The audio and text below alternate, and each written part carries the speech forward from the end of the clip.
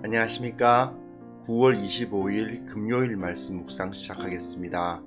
오늘 본문은 고린도전서 15장 29절에서부터 34절까지 말씀입니다. 고린도전서 15장, 그러니까 부활장 중에서도 클라이막스, 가장 절정부를 이루고 있는 부분이라고 할 수 있고요.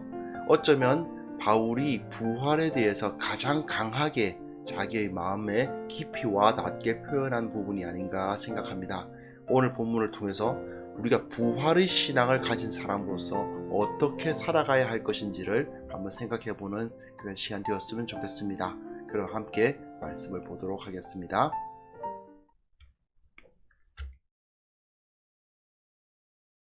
만일 죽은 자들이 도무지 다시 살아나지 못하면 죽은 자들을 위하여 세례를 받는 자들이 무엇을 하겠느냐?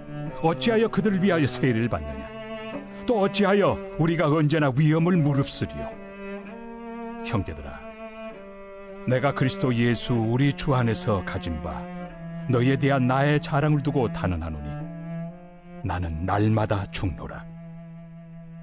내가 사람의 방법으로 에베소에서 맹수와 더불어 싸웠다면 내게 무슨 유익이 있으리요? 죽은 자가 다시 살아나지 못한다면 내일 죽을 터이니 먹고 마시자 하리라. 속지 말라. 악한 동무들은 선한 행실을 더럽히나니 깨어 의를 행하고 죄를 짓지 말라. 하나님을 알지 못하는 자가 있기로 내가 너희를 부끄럽게 하기 위하여 말하노라.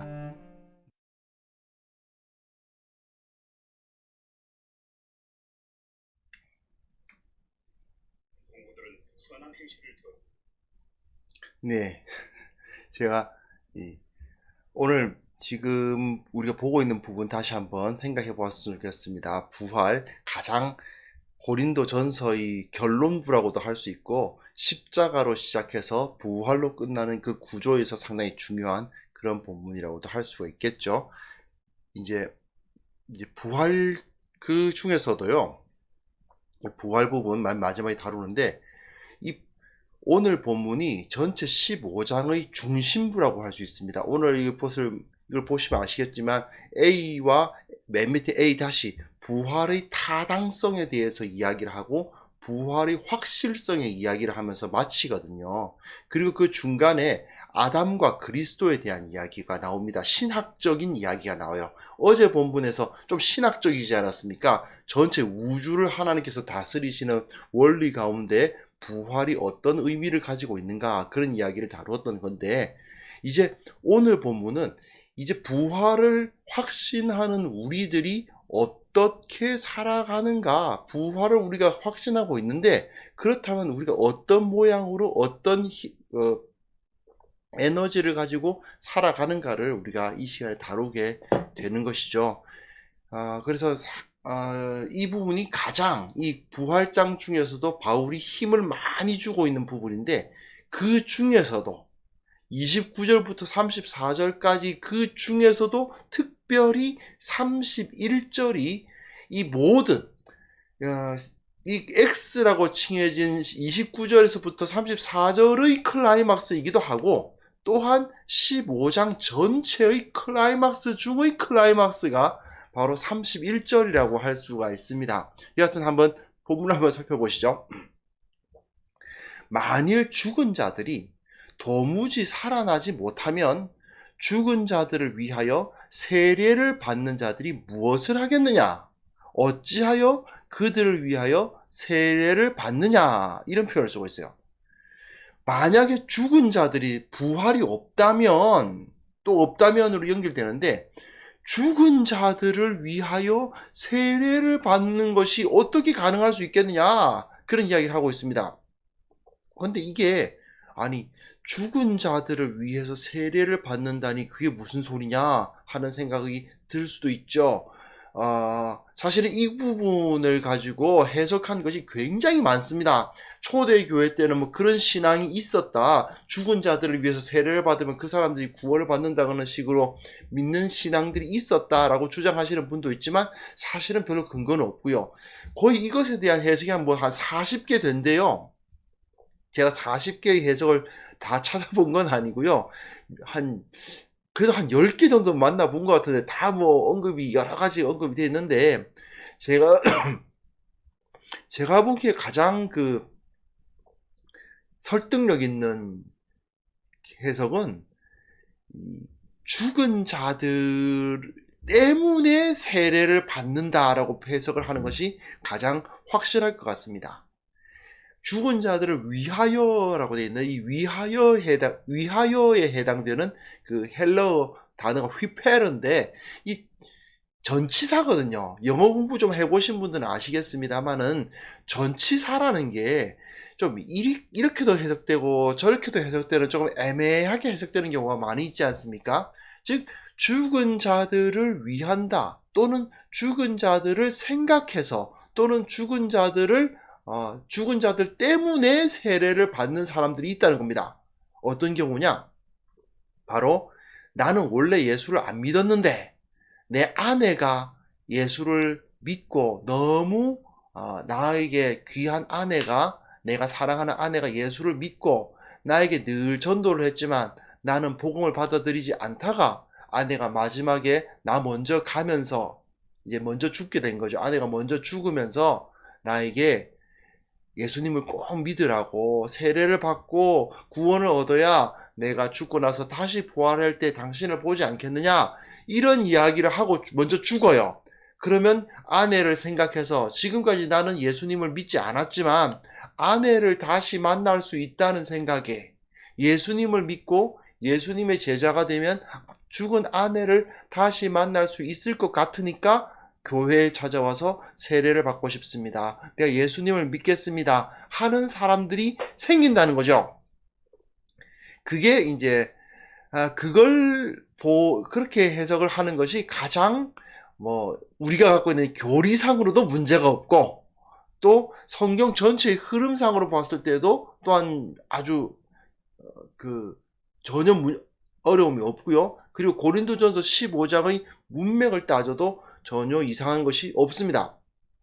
그래서 이 당시에 사람들이 자기가 사랑하는 사람을 죽은 다음에 다시 만날 수 있다는 소망을 가지고 안 믿던 사람들도 그 때문에 정말 그리스도인으로서 잘 살고 정말 모범이 되는 삶을 살다가 먼저 어쩌다가 병으로 죽든지 다른 것으로 죽게 될 때에 그때까지도 전도를 하면서 예수를 믿으라고 우리 같이 만나자고 그렇게 하면서 죽어가는 그 사람들을 보며 그들을 다시 만나고자 하는 마음을 가지고 이렇게 교회를 찾아와서 세례를 받고 있다.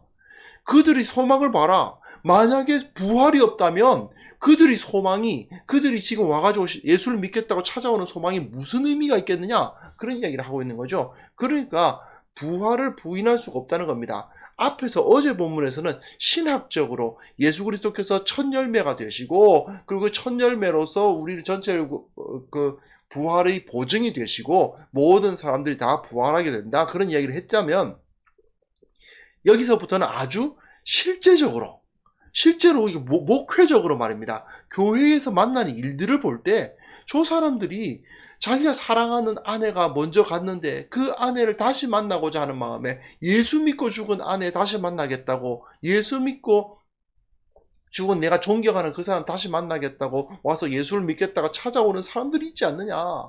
저 사람들에게 소망을 뺏을 수 있겠느냐. 저 사람들에게 분명 소망이 있다. 왜? 앞에서 내가 신학적으로 설명했듯이 부활은 복음의 본질이고 그리고 예수님의 부활은 곧 우리들의 부활을 의미한다. 그렇게 이야기를 하는 거죠. 그리고 또 30절 보시면 또 어찌하여 우리가 언제나 위험을 무릅쓰리요. 무슨 얘기입니까? 바울은 위험한 일을 계속 해나가고 있었던 거예요. 물론 바울이 불법적인 일을 한 건 아닙니다. 하지만 언제나 그 유대인들, 특히 과격파 유대인들의 위협을 늘 받고 있었죠. 바울은. 그리고 에베소 같은 경우에는요. 지금 이 고린도전서를 소아시아가 지금 현재 터키의 에베소에서 쓰고 있었을 텐데 에베소에서는 유대인들뿐 아니라 이방인들에게서도 위협을 받았던 것을 기록하고 있습니다. 왜냐하면 워낙에 에베소에서 강력한 복음 사역이 이루어지다 보니까 많은 사람들이 예수님을 믿고 우상 숭배를 하지 않게 돼요. 그 지역이 아르테미스 여신상을 만들어가지고 파는 사람들이 생기는데, 예수 믿는 사람들이 늘어나니까 아르테미스 여신상이 팔리질 않아. 그러다 보니까 경제적으로 타격을 입는 사람들이 생긴 거예요. 그러다 보니까 그 사람들이 막 데모를 하고 그러니 바울이 위험할 수 있죠. 그렇지 않습니까? 그 복음을 전하는 그 원흉이다 이렇게 되지 않습니까? 그러니 몰래 밤에 와가지고 사람이 이제 린치를 가하고 몰래 죽이고 그런 것을, 즉 범죄 피해자가 되지 말라는 법이 없는 겁니다. 바울이 그것을 인식하지 못했느냐? 아니요, 인식하고 있었습니다. 언제나 그는 유대인들로부터 또는 우상숭배자들로부터 계속 신변상의 위협을 받아왔던 거예요.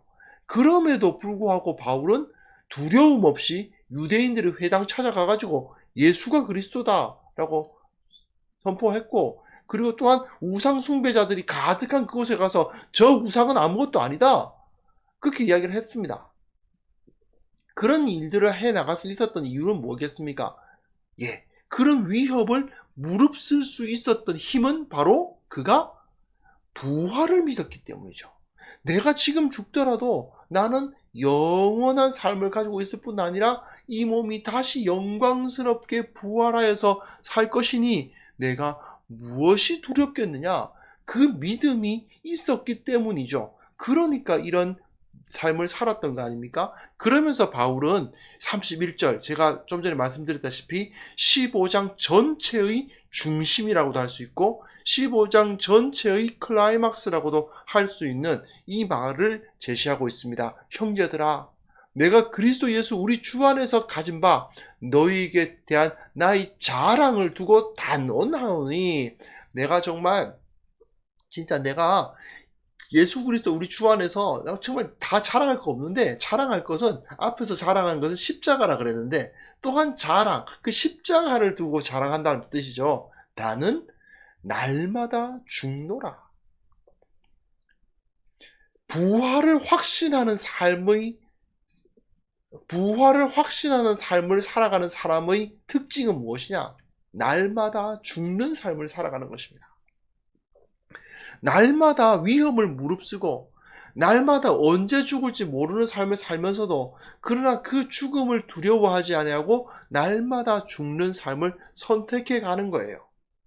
또한 우리가 그런 위험한 환경에 놓여져 있지 않다 하더라도 언제나 내 삶의 마지막, 내가 이후에 죽고 나서 어떤 모습이 될 것인가, 나의 죽음 이후에 사람들이 나의 죽음을 어떻게 평가할 것인가, 내가 이 생을 마감한 이후에 주위 사람들이 나의 삶을 어떻게 평가하고 어떻게 바라볼 것이며, 내 삶을 통해서 얼마나 많은 사람들이 진리를 알고 얼마나 많은 사람들이 구원을 받을 것인가, 이걸 생각하면서 사는 거죠. 그뿐만 아니라 바울은 날마다 자신을 죽음 가운데로, 위험함 가운데로, 이것을 조금 철학적으로 표현하면 미래의 죽음을 현재화시킨다는 표현을 쓰거든요. 미래에 올 죽음이지만 그것이 미래의 것이 아니라 현재에 있는 것입니다. 미래에 올 것을 언제나 지금 내 심령 가운데 묵상하고, 그리고 그 죽음을 언제라도 맞이할 마음을 가지고 매일매일의 삶을 살아가는 거예요. 그러다 보니까 이 사람은 두려울 게 없는 사람입니다. 하나님께서 나를 다시 살리실 것이라는 사실을 확신하기 때문에 바울은 이렇게 말하는 거죠. 내가 우리 주 안에서 가진 바 나에 대한 나의 자랑, 십자가의 삶을 따라서 살았던 그 자랑을 두고 내가 단언을 하는데, 나는 날마다 죽는 삶을 산다. 이 날마다 죽는 삶이야말로 부활을 확신하는 사람의 삶이요, 그 죽음이 매일매일 나의 삶 가운데 움직이기 때문에 날마다 태어나고 또 날마다 죽고, 어떻게 보면 아침에 일어나는 것이 부활하는 것이고 밤에 잠드는 것이 죽는 것이라고 할 수도 있겠죠. 그런 삶을 사도 바울은 살아가고 있었다는 것입니다. 그렇게 사는 삶이야말로 부활을 확신하며 살아가는 삶이다, 이렇게 이야기를 하고 있는 거죠. 자, 그리고 이제 32절부터 34절까지 내용 보시면요. 마지막 부분에 바울이 다시 그 위험 이야기를 합니다. 에베소에서 맹수와 더불어 싸웠다 이런 말을 쓰는데 정말 그런 위험이 있었는지 그 콜로세움에서 왜 사자 집어넣고 그 사람을 집어넣어서 사형을 시키는 죽이는 거죠. 근데 그럴 위험을 갖고 있었냐? 그것에 대해서는 정확하게 성경에 나와 있지 않아요. 그렇기 때문에 이것이 비유적 표현인지 아니면 정말 이런 위험에 처했던 것인지 정확하게 우리는 알 수는 없습니다. 그러나 분명한 것은 사도 바울은 에베소에서 맹수와 더불어 싸우는 것과도 같은 그런 위험을 당했다는 거죠. 예, 유대인들은 유대인들대로 사도 바울을 죽이려고 노력했을 것이고 모든 유대인들이 다 그런 건 아니고 이제 유대인들 중에서도 과격한 사람들이 있거든요. 그 과격파로서 하나님의 자기가 그 과격한 일을 통해서 하나님의 일을 한다고 믿는 사람들이 있었어요. 사실은 바울이 그랬죠. 바울이 예수님 만나기 전에 자기가 그랬거든요. 그런 삶을 사는 사람들이 있었습니다. 그뿐만 아니라 그 우상 숭배하는 사람들, 그 사람들이 또한 언제라도 그냥 저 녀석의 말이야, 저 녀석 때문에 우리 생계가 위험하다, 이러니 얼마나 위험합니까? 그럼에도 불구하고 그 일을 했거든요. 그런데 생각해 보십시오. 내가 그 맹수와 더불어 싸울 것 같은 그런 위험을 내가 무슨 유익이 있어서, 그죠? 무슨 유익이 있어서 그걸 하려고 했겠냐? 내가 사람의 방법으로 맹수와 더불어 싸우는 것과 같은 그런 어려움을 겪었다면 도대체 뭘 바라고 그랬겠니? 그죠? 바랄 게 없지 않습니까? 즉, 나는 예수 그리스도의 부활과 그 부활의 확실함과 영원한 생명과 그걸 바라지 않았다면 내가 뭐 때문에 그렇게 살았겠느냐 이 말을 하는 거죠. 그러면서 죽은 자가 다시 살아나지 못한다면 내일 죽을 터이니 먹고 마시자 하리라. 이게 무슨 소리입니까? 죽은 자가 다시 살아나는 이 부활의 신앙이 없다면 내가 뭐 때문에 그렇게 열심히 살았겠냐? 내일 죽을 터이니 먹고 마시자. 무슨 소리입니까? 이게 이제 쾌락주의. 이 당시 그 에피쿠루스 학파 혹시 옛날에 혹시 그 윤리 시간에 배우신 적 있으신지 모르겠어요. 그 에피쿠루스 학파, 키레네 학파 뭐 이런 사람들이 있는데 이 사람들이 쾌락주의자들이거든요. 인생이 뭐냐? 결국 쾌락을 느끼면 된다. 평안한 쾌락이냐, 극도의 쾌락이냐에 따라서 학파가 달리지만 어쨌든 인생은 쾌락이다. 그렇게 주장했던 사람들이 있거든요. 그것에 대해서 뭐 많은 사람들이 뭐 동의하기도 하고 따르기도 하고 그랬단 말입니다. 그러니 똑같이 그들이 행했던 것처럼 나도 내일 죽을 터이니 먹고 마시자 이런 식으로 살 수도 있지 않았겠느냐 그 말을 하고 있는 겁니다. 하지만 바울은 이렇게 이야기하죠. 결론, 속지 마라. 악한 동무들은 선한 행실을 더럽힌다. 악한 동무가 누구겠어요? 부활을 믿지 않는 사람들입니다. 부활을 믿지 않으면 어떤 일이 벌어지냐? 우리의 삶의 현재의 선한 행실을 더럽힙니다. 내 삶이 죽고 끝나버리고 그 다음에는 아무것도 없다고 말한다면 굳이 내가 선한 행실로 살아가야 할 이유가 없지요. 왜요? 영원한 삶이 없으니까. 나중에 내가 부활하고 난 다음의 삶이 없다면 내가 하나님 앞에서 정결한 것이 뭐가 필요할 것이며 하나님 앞에서 내가 올바로 살아갈 것이 뭐 그렇게 대단한 일이 되겠어요. 그러니까 사도 바울이 이렇게 이야기하는 것입니다. 부활 신앙이 없는 자들처럼 그렇게 선하지 못한 악한 행실, 오늘 먹고 마시고 허랑방탕하게 살다가 내일 죽자 이런 식으로 살아가는 것은 그야말로 악한 동부들의 꾀입니다. 이렇게 이야기를 합니다. 그래서 오늘 34절에 깨어 의를 행하고 죄를 짓지 말라. 하나님을 알지 못하는 자가 있기로 내가 너희를 부끄럽게 하기 위하여 말하노라 이야기하는데 하나님을 알지 못하는 자가 있구나 라고 이야기를 해요. 무슨 소리입니까? 부활을 믿지 못하겠다고 하는 사람은 하나님을 알지 못하는 사람이에요. 아니, 나는 예수님 믿겠다고 교회에 와 있어요. 교회도 왔고 여기 와서 예배도 드리고 함께 성찬도 나누고 또 하나님 찬송도 하고 있어요. 하지만 내가 다시 산다는 이 부활을 믿기가 너무 어려워요. 막 이런 표현을 하는 사람도 있을 수 있지 않습니까? 내가 하나님을 믿는데 하지만 부활은 안 믿어진다. 이런 사람들이 있었던 거죠. 어쩌면 현대 교회에도 있으실 수 있어요. 근데 그런 분들을 사도 바울이 한마디로 딱 지적합니다. 하나님을 알지 못하는 자구나. 예. 부활을 믿지 않는 자는 아무리 옆에서 기도하고 찬송 부르고 하나님을 높이고 열심히 예배 참석해도 부활 못 믿겠다. 그렇게 이야기한다면 하나님을 알지 못하는 자다. 그렇게 말하면서 내가 너희를 부끄럽게 하기 위하여 말한다. 이 말은 무슨 소리냐면 지금 책망을 하고 있다는 거죠.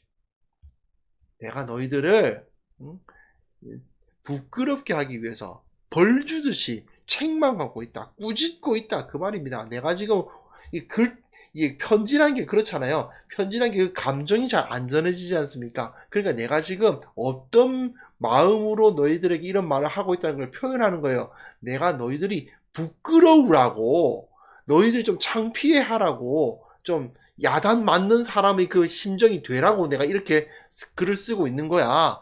그렇게 이야기를 하는 거죠. 즉 이걸 통해서 우리는 철저하게 부활을 믿어야 한다. 우리의 삶이 지금 이 삶에서 끝나는 것이 아니다. 내가 죽고 나면 모든 것이 다 셧다운되고 완전히 모든 것이 다 없어지는 것이 아니다. 다시 살아나서 물론 죽기 이전과 똑같지는 않겠지만 여전히 그 알던 사람들, 내가 사랑하던 사람들을 다시 만나고 함께 교제하고 그간에 서로 축복하고 기뻐하는 그런 일들이 있을 것을 믿어야 한다. 그걸 믿지 않는다면 하나님을 알지 못하는 것이다. 이렇게까지 강조하고 있는 거죠. 자, 결국 부활신앙을 가지는 사람이 어떤 삶을 살아가는지를 분명히 여기서 보여줍니다. 부활신앙은 예수님을 믿는 사람, 하나님을 아는 사람이라면 당연히 가져야 됩니다. 그런데 그 사람은 언제나 깨어서, 매일매일 깨어서 그냥 허랑방탕하게 시간을 보낼 수가 없어요. 부활신앙을 가진 사람은 그냥 아무렇게나 방탕한 시간을 보낼 수가 없습니다. 깨어있고 언제나 의를 행하고 죄를 짓지 않으려고 노력하는 삶을 삽니다. 그러면서 그 마음속에는 뭘 품고 있습니까? 예, 죽음에 대한 의식을 품고 있습니다. 나는 날마다 죽노라 하는 그 마음을 가지고, 물론 바울은 굉장히 위험하기도 하고 정말 전투적인 삶을 살 수밖에 없는 상황에 있었죠. 우리는 그렇게까지는 아닐 수 있습니다. 하지만 그럼에도 불구하고 우리는 하나님을 알고 하나님의 뜻을 따르다 보면 내가 미래의 죽음을 현재화하는 삶을 살아갈 수밖에 없는 겁니다. 내가 미래에 내가 어떻게 살아갈 것인가를, 이 미래에 내가 죽을 것인데 그 죽음을 늘 의식하면서 나는 하루하루 살아가는데, 그 하루하루 살아간다는 것은 곧 하루하루 죽어가는 것이죠. 그 하루하루 살아가며 또한 하루하루 죽어가는 그 삶 가운데에서 주님을 다시 만날 날을 바라보면서 매일 날마다 죽고 또 날마다 부활하는 삶을 살아가는 것입니다. 이게 우리의 그리스도인들의 삶이죠. 이것을 우리가 실천할 수 있었으면 좋겠습니다. 우리가 우리의 신앙을 위해서 함께 좀 기도했으면 좋겠어요. 우리의 신앙이 성숙한다는 것은 무엇일까요? 결국 주님을 따르는 것 아닙니까? 그 주님을 따른다는 것은 무엇을 의미합니까? 십자가를 지는 것을 말하는 거예요. 십자가를 진다는 것은 주님 따르다가 죽는다는 것을 의미합니다. 주님처럼 죽겠다고 하는 게 믿음이에요. 내가 주님처럼 살다가 주님처럼 죽겠습니다. 이게 믿음이거든요. 그 믿음을 우리가 따라가는 것입니다. 물론 이것이 그렇게 뭐 말처럼 쉬운 것이라고는 말씀 못 드립니다. 하지만 나의 신앙이 점점 자라면 자라갈수록, 커지면 커져갈수록, 내 믿음이 굳건해지면 굳건해질수록 내가 주님처럼 살다가 주님처럼 죽겠습니다. 늘 매일 날마다 죽는 삶을 살겠습니다. 날마다 죽기 위해서 깨어서 의를 행하고 죄를 짓지 않고 주님 닮은 삶을 살아가기를 원합니다. 이런 모습이 우리 가운데 있어야 되겠죠. 이것을 위해서 잠깐 같이 기도하는 시간을 가졌으면 좋겠습니다. 이 기도 제목으로 기도합시다. 우리의 신앙이 점점 더 성숙하게 하여 주옵소서. 그 성숙한 신앙으로서 부활을 확신하게 하시고 그 부활을 신앙을 회복함으로써 이 세상의 어떠한 위협에도 두려워하지 않는 그러한 신앙이 되게 하여 주옵소서. 이런 기도 제목으로 함께 기도했으면 합니다. 기도하겠습니다.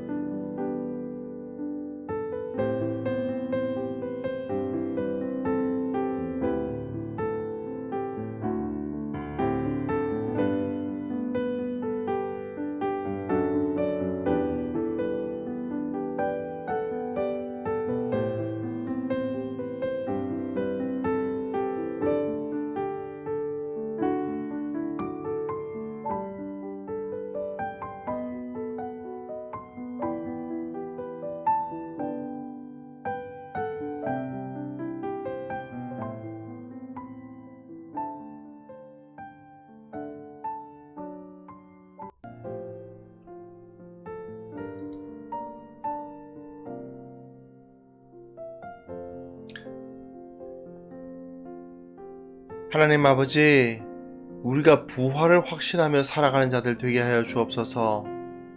이 세상의 어떠한 위협도 두려워하지 않고 참된 신앙, 강한 신앙을 가지며 살아갈 수 있도록 주님 도와주시기를 원합니다. 아버지 하나님, 참으로 사도 바울이 고백했던 것처럼 나는 날마다 죽노라. 참으로 우리가 두려워할 수밖에 없는 고백이나 그 믿음 가지고 우리도 그런 삶을 살아갈 수 있도록 도와주옵소서.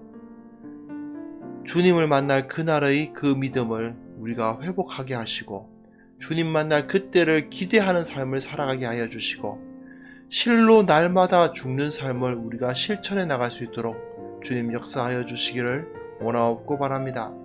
하나님 아버지, 이 마음을 가지고 세계 전역에 흩어져서 복음 사역을 감당하고 있는 선교사들이 있습니다. 참으로 코로나 사태 때문에 참 선교가 너무나도 힘든 사역 가운데 있을 터인데 그럼에도 불구하고 그들을 붙들어 주셔서 어떠한 어려움을 당한다 하더라도 두려움 없이 온전한 사역을 감당할 수 있도록 도와주시옵소서. 하나님 아버지, 참으로 전염병 문제와 경제난 때문에 수많은 사람들이 두려워하고 있습니다. 그 두려움 이면에는 참으로 죽음에 대한 두려움이 있고 하나님으로부터 멀어져서 세상적인 것으로 세상적인 가치관을 따르는 자들이 절망 가운데 떨어져 가고 있는 것을 보게 됩니다. 아버지 하나님, 우리가 예수를 믿는 자로서 그리스도인으로서 이 세상에 소망을 던지는 자들이 되게 하여 주시옵소서. 참으로 우리는 그 두려움 가운데 소망을 던지고 기쁨을 던지고 담대하게 우리에게 주어진 소명을 온전히 감당해 나갈 수 있도록 주님 도와주시기를 원하옵고 바랍니다. 오늘 하루를 주님 앞에 의탁합니다. 오늘도 승리하게 하여 주옵소서. 수많은 사람들이 탄식할 때에 우리는 주님을 찬송할 수 있도록 도와주시고, 저들에게 소망을 던짐으로써 기쁨을 전하는 그러한 하루가 되게 하여 주시옵소서. 승리하게 하시고 지켜주시고 또한 우리의 모든 필요를 주님께서 채워주시기를 원하오며 예수님의 이름으로 기도합니다. 아멘.